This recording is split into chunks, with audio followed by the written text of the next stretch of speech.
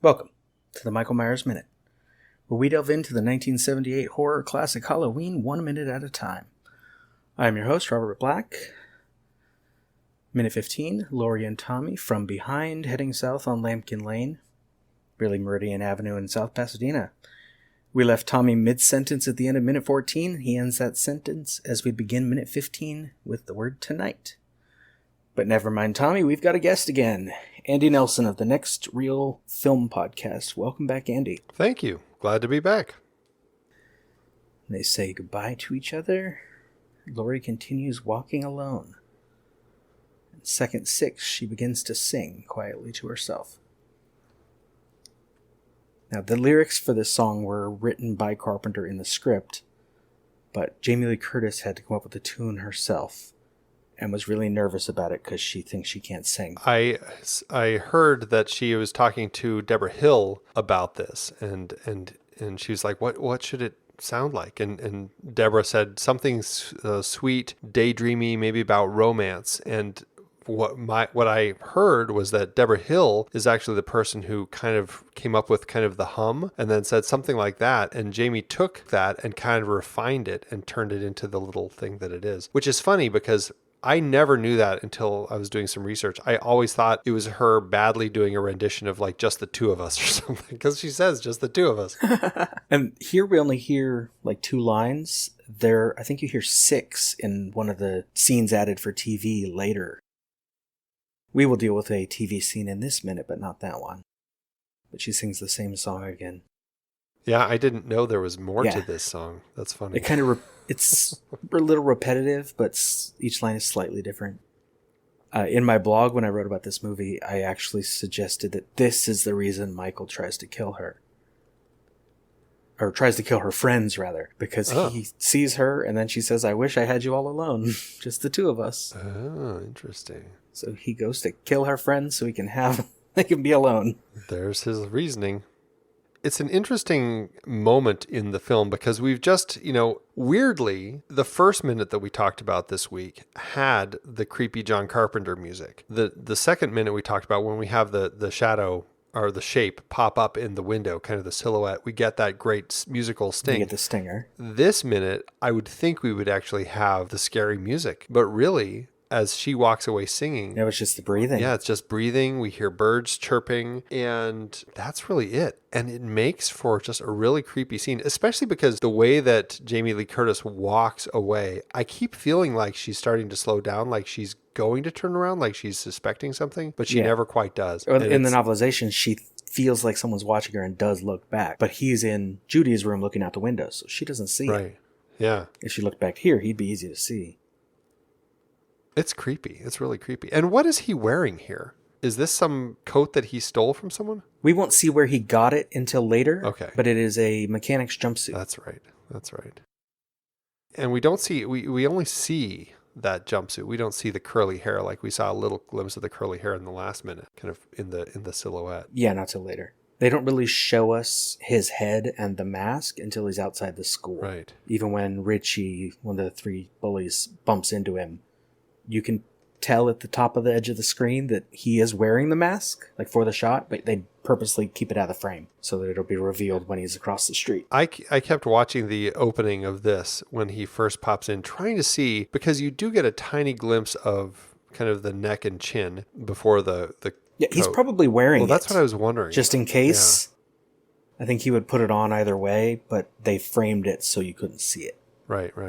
Because the shoulder's kind of scarier. He makes him... It's like, shots in Cujo, where Yondamont, director of Speed, when he was the director of photography for Cujo, he did these shots where the dog is in the foreground, the car in the background, so the dog appears bigger than the car. Right. And it's like this. Michael is huge because we're seeing the shoulder that takes up a good portion of the screen. Yeah, we saw him, I can't remember how many minutes ago, maybe 5 minutes ago when he escapes. And I guess he seemed kind of big when he's like scrambling up on top of the car and kind of grabbing the nurse and stuff. And he grabs Marion. But the way that it happens in the dark, in the rain, and it's really hard to get a really firm grasp on it. But yeah, like the way that the camera is always positioned lower than him through these minutes, it really does make him seem like this just looming presence. And I talked about in like the opening sequence back in, I think, minute 3, I was talking about it, is really the only time we really get his point of view,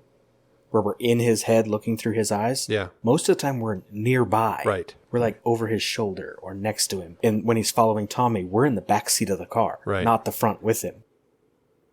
And so it's more like we're passengers with him going along for the ride and walking along watching these girls, or right now just Lori by herself, but later all three, instead of being him.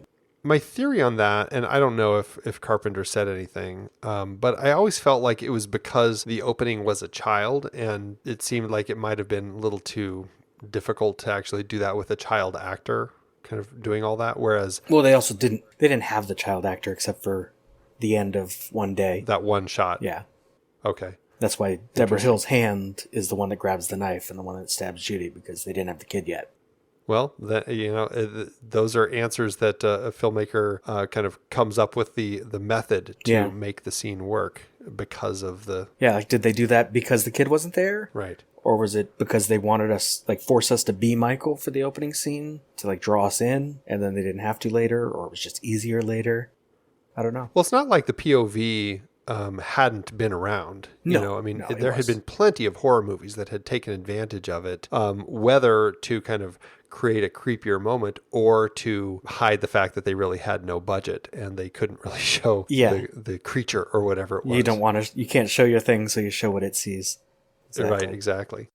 And so I think that Carpenter used it, and again, who knows why he really did, whether it was on purpose or just because he didn't have the kid and had to come up with something. Right. But it ends up working really nicely because we see it, the kid's POV at the beginning, but then we don't see it anymore. And I feel like it ends up, kind of creating this kind of different presence of the shape throughout the rest of the film.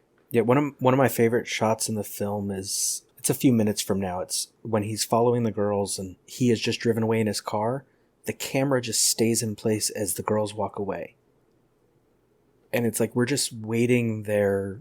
For a moment, you might wonder, is he going to show up? Is he going to walk past us and follow them? Because they're disappearing from view and we're just stuck behind watching because that's what we are. Right. Like, looking backward at the movie, it's like becomes a sort of voyeuristic thing where he's positioning us next to the action so we can decide if we're complicit or not. But at the time, it could have been practical things like just where they could put the camera or who was available. But it works to his advantage regardless, because he's found a way to kind of create these scenes that end up having this built-in tension. You don't know if he's going to pop in or not. The breathing can kick in, whatever it's going to be. It works really effectively. It's very much kind of like Kubrick in like The Shining, for example, which obviously was after this, but the way that when the character who has The Shining, the old man, the housekeeper who comes back trying to find Danny, he comes back and he's walking through the hall, and we know that Jack Nicholson is there with the axe, but we just don't know where. But he's behind a column or something. And he's going past column after column, and it ratchets up the tension because you never know. And that's something that Carpenter has always done very effectively. Something's coming. Right. But you don't know when. And the same thing for this shot, because again, it feels like Laurie's about to turn around the way that she's walking. She never quite does, but we can hear this breathing, and it seems like she might. And is she going to see him? It sets it up very effectively, and it's going to work well as we start seeing him pop up in places where she is going to start kind of thinking, did I see him? Was there someone? Yeah. I heard someone else's, I forget what podcast it was, but it was someone who saw the movie for the first time now. Oh, interesting. After like modern horror films. And they're like, he keeps showing up and nothing happens. And I'm like, no, he keeps showing up and it increases the tension because we know something's going to happen. Right. We're just waiting for it and waiting for it. And it's like later slasher films in the 80s, we're cheering for it. This one, not so much, but that's what they built. It's very interesting how the evolution of these sorts of scenes have taken place in horror films. Because, this shot, it's 34 seconds. Like, this is like half of our minute looking at this shot of him. I know, just him sitting there and her walking. So it's interesting. I do think that you try that in a horror film today, and people are probably going to like, what are these people doing? But it's the evolution. This is a great moment in the commentary track with Jamie Lee Curtis as well, because she does not like horror films. They scare her. And this shot she is just like, that is scary. All he's doing is standing there. She knows what's going to happen. She's in the movie, but that's scary. And it is. We're stuck next to this guy. Now, I have a note because I deal with IMDb goofs from time to time. Michael's breathing does not quite match with the breathing that we see, like the noise and the visual. As far as his body, kind of the way it's rising and falling? Yeah. Oh. Which I actually was surprised by when I slowed it down to check, because I would assume they were recording his actual breathing on location to save money. But no. But I guess not. Because it doesn't quite match. Or maybe the sound recording was out of sync. I don't know. Well, it's funny because I know they did a lot of ADR, like in the last minute with all the dolly shots and everything, because the dolly was so squeaky. But there's no movement here. So it's funny. Right. Like, why do they need to come back and loop that breathing in? Like when they're using the Panaglide, yeah, they're not going to have squeaks. It's probably all the dialogue is happening. But yeah, when they're using the dolly, they might have to re-record that. This is breathing, standing still, and it doesn't match up. That is funny. And then Lori walks. If she did keep walking this direction, knowing South Pasadena, on the right, the corner up ahead, is the hardware store that we'll see later in the movie. Well, and that street down there that she's walking toward, that is probably the busiest road we've seen so far in any of these minutes. Like, there's clearly a busy road down there. And it's one of the two busiest in South Pasadena. Now there's a really nice train station across the street from the hardware store too, so you get a lot of train traffic there. There are train tracks there. Well, you do see the railroad crossing sign in this shot. Did you say that the Myers house is now down on this corner across from the hardware store? It would now be, the corner on the right is the hardware store. It is on the corner on the left. Oh, okay. Facing south. So facing the way the camera's pointed right now. Okay. So you can see on the left of frame, like there's a sign of some business that's down across the street there. So basically that house now is blocking whatever that sign says. Okay. Well, he really didn't move very far. Laurie sings, and second 29 we cut. But we also have made for television. When they were filming Halloween 2, they filmed a few sequences to add time for it to air on television, and this is one of them. We get Loomis seeing the inside of the sanitarium, the aftermath of Michael having escaped, talking with a couple nurses and finding Michael's room. Checking out Myers' room. Yeah. It's funny that the earlier added scene showed Michael's room in 1964, and all you see is a bed and a chair. But here it's like there's a wardrobe and some other piece of furniture and several things broken. Like, it seems like there's more furniture now than when he was a kid. But it looks like it's the same room. I love that it's clearly like wallpapered because he was like tearing at the wallpaper or something. Yeah. But the wallpaper is like practically the same color as what's under it. So it's like, why bother? It's so funny. So they could have tears. Yeah, right. They just wanted the wall like shredded. It's a funny little scene, and I will say Donald Pleasance, he is just so angry. Oh yeah. Through this cut scene and the rest of the minute that we're talking about. Yeah. He is just livid and is just taking it out on everybody. I love here he asks who was watching Michael, and the nurse says it's this guy Bernardi. It was supposed to be. And a few lines later, Loomis is just annoyed. Bernardi. He doesn't even know the guy. He just heard the name, but he's annoyed. Like, the name itself is bad now. Well, this was a scene that they added when it played on TV, is what you're saying, right? Yeah. They filmed, it's 3 different sequences that they filmed it was when they were doing production for Halloween 2. Well, it's interesting because they were obviously, again, doing a retcon to kind of add this sister element. Although, if you watch this without looking at Halloween 2 first, it could just be he's returning to the place where he killed his sister. Exactly. Yeah. And before Loomis goes into Haddonfield proper, he stops at the cemetery first, which is where the sister is. That's in the... That's in the movie. Right, yeah. Because Loomis goes to the cemetery. It's interesting that the whole sister reveal here with the name, it's scratched on the door and everything. It just scratched on the door. Yeah. It's an interesting way to kind of add that element in here. Yeah, because it can be taken without the second one as referring to Judith, or since they filmed it when they were making Halloween 2, they know that's going to happen now. It now ties this one more directly into the second one. Right. And then this leads us right into back to the scene with Dr. Wynn, because our lovely nurse reminds us that Dr. Wynn's waiting to see him. The first nurse says, Dr. Wynn is waiting to see you, doctor. That's a lot of doctors. And so we go to the outside of the sanitarium. The character, Dr. Terrence Wynn, played by Robert Phelan. Phelan had been in a lot of things. I typed up a list here, but it's long. And he'd been in other Carpenter films. He was in Starman. Well, he would later be, yeah. 6 years later. He was in Someone's Watching Me, was the movie that Carpenter made right before Halloween, but it was on TV in November, so it was like made before, aired after. He's in that. Right. But he did a lot of TV shows. Yep. And would do a lot more through the 80s. I actually just watched 3 Days of the Condor like last week, and he was in that. Nice. Yeah, it's his other feature credit. It's interesting, like Beretta is on his list, and MASH, and a few of the other people in this movie were also in episodes of Beretta and MASH. I want to go back and look and see if they were in the same episodes by chance. Like, had they already met, maybe? Probably not, because there's especially MASH. It was on for a long time. Right, exactly. It makes you wonder, though, if that's coming from the casting director, like just pulling people that are familiar, that they've worked with. Yeah, they have a list of people. Or was that they have files on? Carpenter, who is like a fan of those episodes, say, oh, what about those guys who were in that episode? Yeah, maybe Carpenter watched Beretta. Like, we were talking in an earlier minute about his choices for Laurie, and one of them, he didn't even know the actress's name. He just saw her in something and was like, she'd be good. Yeah, right. So maybe that's how he picked a lot of things. Watch him in something and get him. We will see the character of Dr. Wynn again, spoilers, in Halloween 5. That's the big spoiler, actually. And Halloween 6. That's not, as it turns out, a good thing. Oh. Because Dr. Wynn's not a very good person. Do you like spoilers, Andy? I'm one of those people who, if it's something I really care about and it's something that's going to be fresh in my mind, then I prefer not to know the spoiler. But if it's something that's like, I'll probably forget it by the time I get there, it probably isn't going to matter.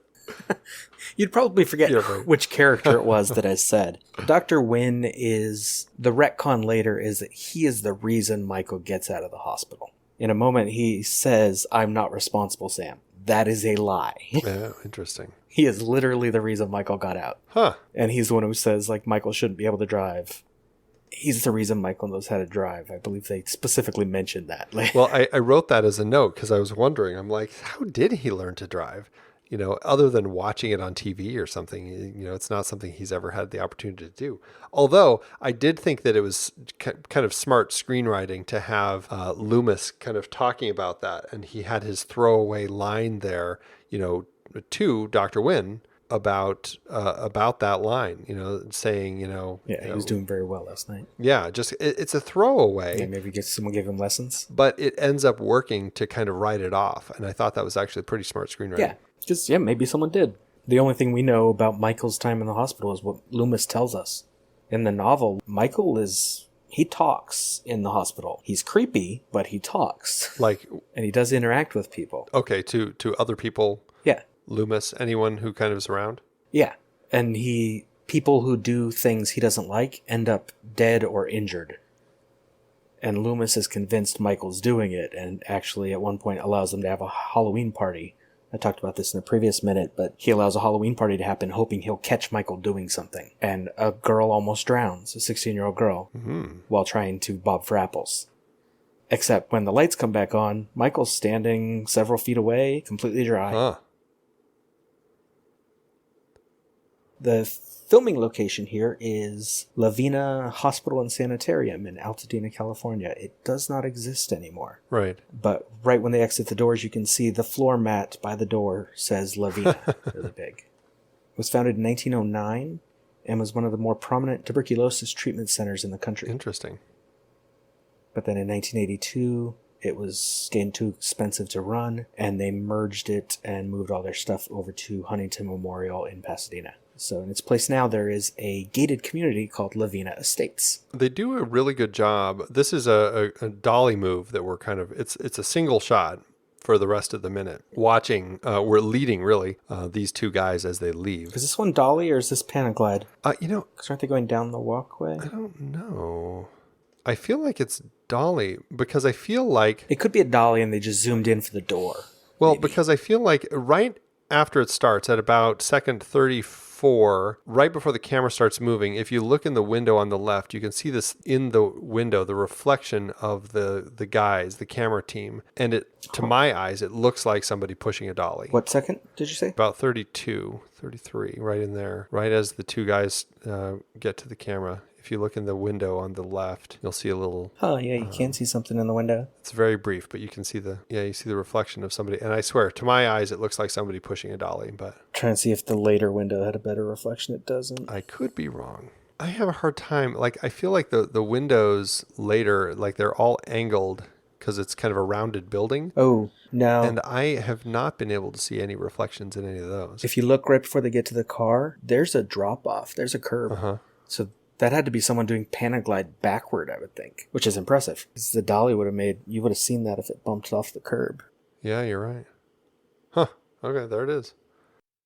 Well, it's a very smooth move regardless. Yeah. I think they do a great job with it. It's something that's great in this movie because of that camera, is that they have these long conversational takes where it's a couple of pages of dialogue in one shot, and it kind of gets you very engrossed in what's going on. Well, and Carpenter is pretty patient with his filmmaking, and I'm sure part of it is also just being budget conscious and moving through things quickly. But I think in all 3 minutes, really, we've had some really nice long shots that have worked well to kind of set scenes and move us from A to B, and in this case, get us through some exposition. Mm-hmm. As Loomis really kind of lays in to win as far as his poor attempts at trying to stop this guy. Yeah, 2 roadblocks and all points bulletin wouldn't stop a 5-year-old. 2 roadblocks in his APB. In the novel, Loomis actually stops at one of those roadblocks, and I think he just drives right through. Oh, does he? So their roadblocks aren't very good. That's fantastic. Also from the novel, we learned there was an extra kill. Michael broke a guard's neck while breaking out. They never mentioned that in the movie, though. So I guess that wouldn't be canon. Is this his first film with... I think it is his first film with Carpenter? With Carpenter, yeah. And he wasn't even the first choice. He wasn't, yeah. For Who was? It was Christopher Lee or Peter Cushing. Oh, interesting choices, both of those. But for what they were offering was like $20,000. Neither one of them wanted to do it. Gotcha. Although $20,000 ended up being for only 5 days of work, so... Well, it's funny, though, because it really set Donald Pleasance on this great track, particularly with Carpenter, because he ended up in a good number of his later films, and at least in the second Halloween movie. He's also in the 4th and the 5th and the 6th. Oh, okay. Well, yeah, so it's a franchise he continued with. Until he died. Yeah, and a relationship with Carpenter that he continued with. Although he only took the movie because his daughter, a musician, saw Assault on Precinct 13 and liked the music. Oh, interesting. So when she heard what he was offered, she's like, yeah, go work with him. Wow. Carpenter's cool. Isn't that funny? Well, I'm glad that he did, because I think that he's, despite his constant crankiness through these scenes, I think that he's just fantastic. He also gets very... you haven't seen the later ones. He gets very energetic. Oh, yeah? To put it mildly. Like, a little bit overacting, but pretty good. Like, there's actually some nice emotional moments with him in the 4th one, because, like, he feels responsible for Michael. Interesting. For anyone who likes cars, Loomis's car is a 1977 BMW 320i E21. Is this his car? Possibly. But, well, because I guess, okay, so the nurse was driving him. The nurse was driving because they were driving the state vehicle because they were transferring Michael for his hearing. So, okay, so I just assumed... Because his 21st birthday, he was supposed to go in front of a judge to see if he would go to a different facility. I guess I just made the assumption that this car then was a rental, because why would his car be here if he was coming here to leave? If he works here, he might live nearby. I guess so, yeah. It's the next day. We don't see this car too much, though. This scene and then this scene by the... Yeah, there's not a lot here. Booth. This is where we get the bit about the 150 miles to where his house is. To Haddonfield. And so, I mean, if he's driving fast, he could get there in, over the course of the night, which obviously he does. Right. It did make me wonder, and I can't remember in later minutes, do we ever see the car again that he stole? The station wagon? Yeah. Yeah. That's when he's standing outside the high school, he's driving it. When he follows Tommy, he's driving it. That's right. And near the end of the movie, that's how Loomis figures out what neighborhood Michael's in. He's wandering around and he sees the car. That's right. And a funny note, Loomis is parked in the handicap space. Well, he's clearly always in a rush. Yeah, he's got places to be. And then second 55, Dr. Wynn makes what some think is a very good point. We've already talked about it. He says, now, for God's sake, he can't drive a car. We already talked about that a bit, though. But that is funny. And it's... Loomis says he was doing very well last night. Yeah, it's interesting because then that is the exact point that they do retcon later. So. Yeah, and Loomis says, maybe somebody around here. We don't get the rest of the sentence. And I liked this one. As the minute ends, Loomis is throwing his coat into the car, and it is still in the air. So it's like a cliffhanger. Like, will his coat ever land? Yeah. He throws his coat a lot because he throws his coat also in the cut scene or the TV scene that we also watched. Yeah. When he walks into that room after he says the guy's name, Bernardi. He throws his coat down on the chair. I think that's why he wears it, so he can do things with it. Be dramatic. Just so he could throw it. And fling it around behind him. I need to carry an extra piece of clothing around just so I can throw it when I'm angry at something. But yeah, the minute ends and his coat is in midair in the back seat of the car. You have anything else for minute 15? Nope, I think that was it. Just those notes about Michael driving. I had a weird bit here where I got sidetracked in my research about the deinstitutionalization of mental hospitals. Oh, really? Because I was trying to figure out how many movies have escaped mental patients, and if there were like more of them in the 60s and 70s when all the mental hospitals were closing down. I couldn't confirm it though. Interesting. So I was just like, oh, well, that was a dead end. That's funny. Because even the hospital they're using for this scene doesn't exist anymore. Closed. Right. It was too expensive by 1982. Huh. One thing I did find, E. Fuller Torrey, in a book called The Insanity Defense, How America's Failure to Treat the Seriously Mental Ill Endangers Its Citizens, suggests that The Dangerous Madman was popularized in cinema as far back as 1902 in a film called The Maniac Barber. Wonder if that's the first adaptation of the Sweeney Todd story. Probably, yeah. But otherwise, it was like a weird dead end where I was looking into mental hospitals and timing with films coming out. Too much information. That's so funny. Confirm it with like a little bit of time on Google. As the listeners will find out in later minutes, sometimes I take the time on Google and find out weird things. Just a preview. Tommy's Halloween costume later cost me hours of research. Wow. Because I wanted to know what it was. And I got obsessed. Like, after a while, I'm like, no one else on the internet has figured this out in 40 years. I'm going to do it. That's hilarious. And I'm not going to spoil it here, but I think I found it. Well, that's a good tease for that minute. That'll be in minute 40-something, I think, when I talk about that. And the details of all the searching that took. Oh, so funny. Cool. That is all for minute 15. So before we go, one more time, Andy, where can the listeners stalk you? Yeah, check us out over on The Next Reel film podcast. We're at thenextreel.com on all your podcatchers, Facebook, Instagram, Twitter, all those places. So, yeah, find us there. The Michael Myers Minute is a production of Lemming Drops Studio. You can find more content at lemmingdrops.com. You can stalk us on Twitter and Facebook at Myers Minute, or join the Facebook listeners group 45 Lambkin Lane. Don't forget to subscribe, leave us a nice review if you like what you hear. Until next time. See you later.